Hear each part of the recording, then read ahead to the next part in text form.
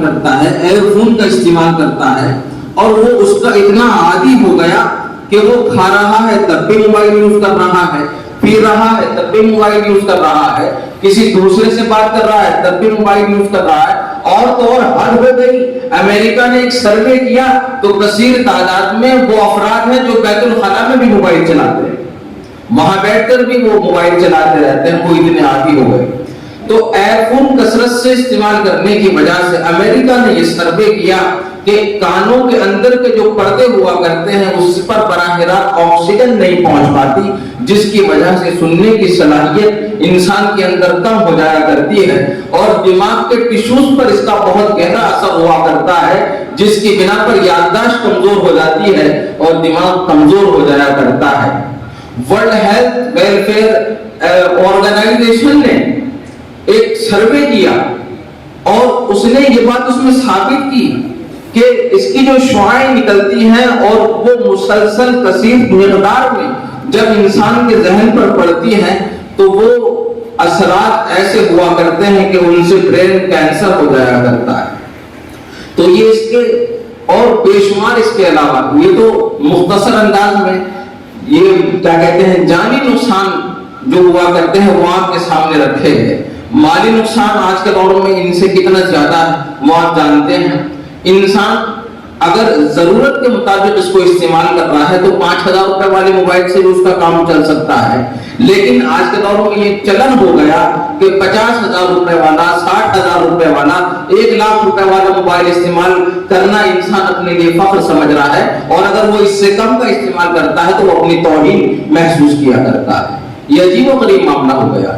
اور اسی طریقے سے وقت کا کتنا نقصان ہو رہا ہے یہ تو آپ بخوبی اچھی طریقے سے جانتے ہیں کہ انسان سونے کے لیے لیٹ رہا ہے، اور اگر وہ ایک میسج دیکھنے لگے موبائل اٹھا کر تو اس کے 2 گھنٹے ضائع ہو جائیں، 3 گھنٹے ضائع ہو جائے، کچھ کہا نہیں جا سکتا۔ جو اصول زندگی ہے وہ پوری طریقے سے اس سے متاثر ہو کے رہ گیا۔ عجیب و غریب معاملہ ہو گیا۔ جس طریقے سے انسان نشے کا عادی ہوا کرتا ہے، بہت سے انسان ڈرنک کر کے، شراب پی کے، دارو پی کر گاڑی چلاتے ہیں، تو جب وہ گاڑی چلاتے ہیں تو ان کا جو دماغ ہے آنے والی چیزوں کو وہ صحیح سے رسپونڈ نہیں کر پاتا، ان کو صحیح سے فالو نہیں کر پاتا۔ ایسے ہی موبائل کا معاملہ ہے کہ جب انسان ڈرائیو کرتے ہوئے موبائل کا استعمال کرتا ہے تو بھی یہی شکل اس کے ساتھ میں ہوا کرتی ہے کہ وہ صحیح سے اور دوسری چیزوں کو فالو نہیں کر پاتا۔ تو یہ موبائل کا استعمال اتنا خطرناک ہو گیا کہ اس نے نظام زندگی کو درہم برہم کر کے رکھ دیا، کنسنٹریشن کو برباد کر دیا، یہ انسان کی صلاحیتوں کو کھانے لگا اور رشتے ناتوں میں دوریاں پیدا ہو گئی۔ اس میں کوئی شک نہیں کہ جو لوگ ہم سے دور ہیں، امریکہ ہے، آسٹریلیا ہے، سعودی ہے، ان لوگوں کو اس نے قریب کر دیا، لیکن جو قریب کے لوگ ہیں، گھر کے لوگ ہیں، ان سے دوریاں پیدا ہو گئی۔ پورا دن ہو جاتا ہے، باپ گھر میں آتا ہے، بیٹوں سے بات نہیں کرتا، بیٹے باپ سے بات نہیں کرتے، شوہر بیوی سے بات کرنے کو تیار نہیں، بیوی شوہر سے بات کرنے کو تیار نہیں۔ رات میں دونوں کے دونوں شوہر بیوی ایک بستر پر لیٹے ہیں، لیکن ایک ادھر کو منہ کر کے موبائل چلا رہا ہے، ادھر کو منہ کر کے موبائل چلا رہا ہے، پوری رات ہو جاتی ہے، ایک دوسرے سے گفتگو نہیں ہوتی۔ یہ عجیب و غریب معاملہ ہو گیا۔ تو یہ اتنی خطرناک چیز ثابت ہونے لگی، اور امریکہ نے ایک سروے اور کیا کہ انسان ایک دن میں اوسطاً 15 بار ہنستا ہے، لیکن وہ اپنے موبائل کو 93 بار اور بہت سے افراد 150 بار اپنے موبائل کو ان لاک کرتے ہیں، بار بار دیکھتے رہتے ہیں۔ ان کو یہ گمان رہتا ہے کہ ہماری کال تو نہیں آ رہی، ہمیں کہیں میسج تو نہیں آ گیا، کوئی نوٹیفیکیشن تو نہیں آ گیا۔ یہ عجیب و غریب معاملہ ہو گیا۔ اور پھر امریکہ نے اس سروے میں آگے لکھا کہ جو لوگ کثرت سے سوشل میڈیا استعمال کر رہے ہیں وہ اپنی زندگی کے تقریباً 5 سال سوشل میڈیا پر خرچ کر رہے ہیں۔ کتنا بڑا وقت کا نقصان ہے۔ ہم اپنے وقت کے، اپنی قیمتی وقت کے، اپنی زندگی کے 5 سال ایسے یوں ہی سوشل میڈیا پر ضائع کر رہے ہیں۔ عجیب و غریب معاملہ ہو گیا۔ اور آج کے دور میں کیا معاملہ چل رہا ہے آپ اچھی طریقے سے جانتے ہیں کہ جتنا بگاڑ موبائل کے ذریعے سے آیا ہے شاید ہی کسی دوسری وجہ سے آیا ہو، کسی دوسری چیز کی بنا پر آیا ہو۔ لڑکیوں کا کثیر تعداد میں مرتد ہونا اور ان کا بھاگ کر شادی کر لینا اور ان کا افیئر کرنا، اس میں بہت بڑا تعاون ہے موبائل کا۔ ہم لوگ بالکل بے خبر ہیں اس سے۔ ہوتا کیا یہ ہو رہا ہے آج کے دور میں کہ لڑکیاں اسکول جا رہی ہیں اور ہم نے ان کو موبائل دے رکھا ہے، اسمارٹ فون دے رکھا ہے، اور وہ ہمارے سامنے بیٹھ کر چیٹ کر رہی ہیں اور ہم اس کو دیکھتے بھی ہیں. اگر اس کا موبائل بھی چیک کرتے ہیں تو بچے جو کہ ذہین اتنے ہو گئے کہ اس نے نمبر پر یہ نام سیو کر رکھا ہے کہ میں تو اپنی سہیلی اپنی دوست شہناز سے بات کر رہی ہوں, چاہے وہ بات کر رہی ہو شہزاد سے, چاہے وہ بات کر رہی ہو شنکر سے یا انکت سے یا انکر سے یا راہل سے, ہمیں پتہ ہی نہیں. اس نے نام مسلمان ڈال لیا, لڑکی کا ڈال لیا, بات کس سے کر رہی ہے ہمیں پتہ ہی نہیں. اور سارے کے سارے پروگرام اسی پر طے ہوا کرتے ہیں. کھانا کھاتے ہوئے آپ کے سامنے بیٹھ کر چیٹنگ چل رہی ہے واٹس ایپ پہ کہ کس ٹائم کالج جانا ہے, اور کالج جانا ہے یا نہیں جانا ہے, کالج کے بہانے نوٹ جانا ہے یا کوٹ جانا ہے یا کہاں جانا ہے, اللہ جانے. ہم اس سے بالکل بے خبر ہو گئے اور ہمارا نوجوان طبقہ یہ عجیب و غریب معاملہ ہو گیا, گندی فلموں موبائلوں پر دیکھتا ہے, مشت زنی کا شکار ہو گیا. معاف کیجئے گا چھوٹا منہ بڑی بات ہو جائے گی, لیکن یہ حقیقت بیان کرنی ضروری ہے. ظلم کے سائے میں پر تولے گا کون, دیکھنا ہے اب کہ لب کھولے گا کون. ظلم کے سائے میں پر تولے گا کون, دیکھنا ہے اب کہ لب کھولے گا کون. حقیقت بیان کرنی ضروری ہے بہت, میں بھی چپ رہا تو پھر بولے گا کون. یہ ضروری ہو گیا. مشتزنی کثرت سے اس کے ذریعے سے ہونے لگی. نوجوان طبقہ یہ گندی فلمیں لحافوں کے اندر دیکھتا ہے, لیٹرینوں میں غسل خانوں میں جا کر دیکھ رہا ہے. عجیب و غریب معاملہ ہو گیا. ہم نے اس پر کنٹرول نہ کیا تو پھر کیا ہوگا. ہم یہ سوچتے ہیں کہ بہت ضروری چیز ہو گئی, کوئی بھی ایمرجنسی کسی بھی وقت آ سکتی ہے. تو حضرت آدم سے لے کے اب تک 1973 سے پہلے تک ہزاروں لاکھوں کروڑ ایمرجنسی آئی, ان کا کس طریقے سے حل نکالا گیا. تو یہ شیطان ہمیں عجیب و غریب طریقے سے بہلاتا ہے, پھسلاتا ہے, ورغلاتا ہے. اور تاریخ انسانیت میں شاید شیطان کو اس سے زیادہ آسان کوئی آلہ اور ملا ہی نہیں انسان کو بھڑکانے کا. دیکھیں ٹیکنالوجی کا اچھا استعمال آپ کو بہت اچھا بنا سکتا ہے. ٹیکنالوجی کا اچھا استعمال آپ کو آپ کی زندگی کو بہتر سے بہترین بنا سکتا ہے, لیکن ٹیکنالوجی کا غلط استعمال آپ کی زندگی کو بدتر سے بدترین بنا سکتا ہے. حقیقت تو یہ تھی کہ موبائل یہ ہمارے استعمال کے لیے بنایا گیا تھا, لیکن ہو یہ گیا کہ یہ موبائل ہمیں استعمال کر رہا, موبائل ہمیں استعمال کر رہا. آپ خود ہی تجربہ کر لیجئے.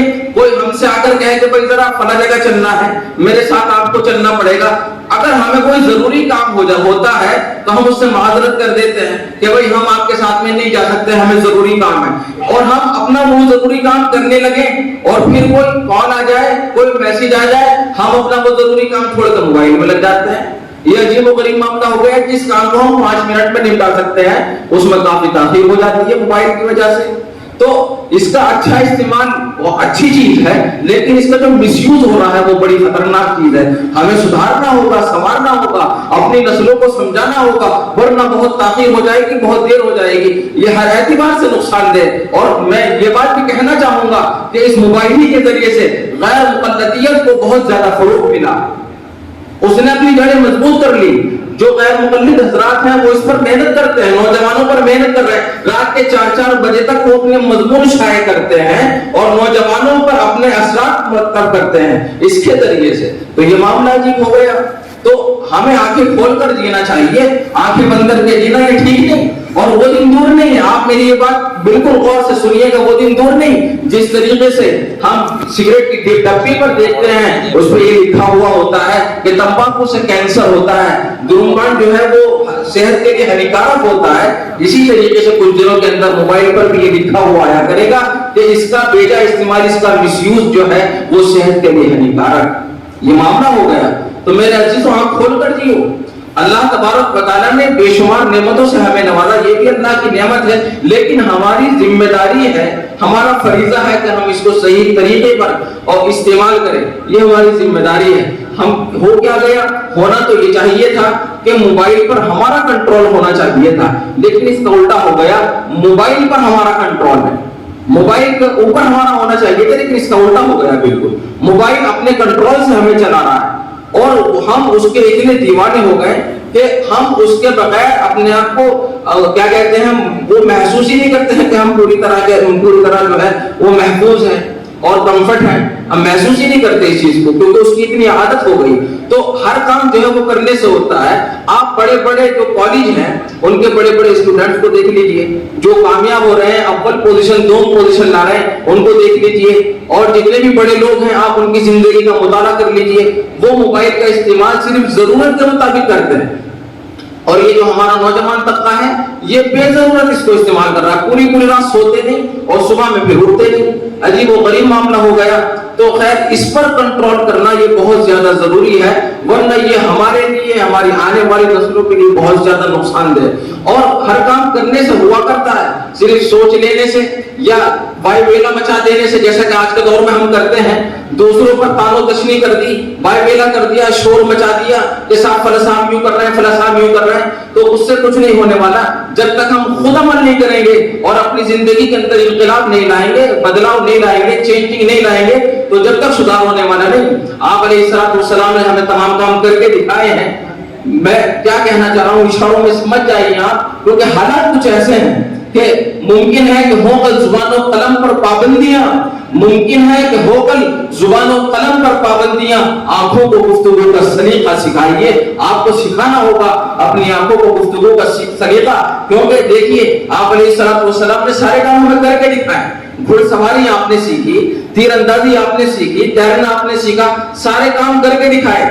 میں کہاں کہنا چاہ رہا ہوں, آپ اندازہ لگا لیجئے, ہر بات سراحت کے ساتھ نہیں کہی جاتی اور ہر کام کرنے سے ہوا کرتا ہے, دوسروں کو کوسنے سے, اور یہ جو حالات آ رہے ہیں ان کا بائی بیلا کرنے سے اور ہائی ہلا مچانے سے اس کا کوئی حل نکلنے والا نہیں. اپنی بات کو بہت تیزی کے ساتھ میں ختم کر رہا ہوں. ایک ہلکا سا مختصر سا مجھے واقعہ یاد آ گیا. اسرائیل کا جو پہلا راشٹرپتی ہوا تو وہاں پر ایک دیوار ہے جس کا نام گریا ہے. وہ اس دیوار کو وہ لوگ بہت زیادہ مانا کرتے تھے, اس کی عبادت کیا کرتے تھے. تو سال میں ایک دن آیا کرتا تھا جس کا نام تھا یوم گریا. تو وہ اس دن بہت عبادت کیا کرتے تھے, روتے تھے, اور جس طریقے کی ان سے عبادت ہوا کرتی تھی وہ پورے دن پوری رات عبادت کیا کرتے تھے.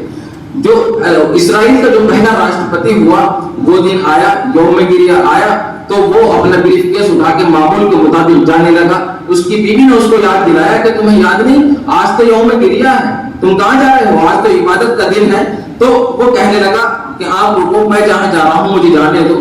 وہ خیر اپنے آفس چلا گیا, وہاں سے آیا فارغ ہونے کے بعد, اور فارغ ہونے کے بعد پھر کہا رات میں اپنی بیوی سے کہ چلو آج تم کہہ رہی تھی کہ یوم گریا ہے, چلو اب چل کر جو ہے روتے ہیں اور عبادت کرتے ہیں اور جو کرنا ہے وہ آج کرتے ہیں.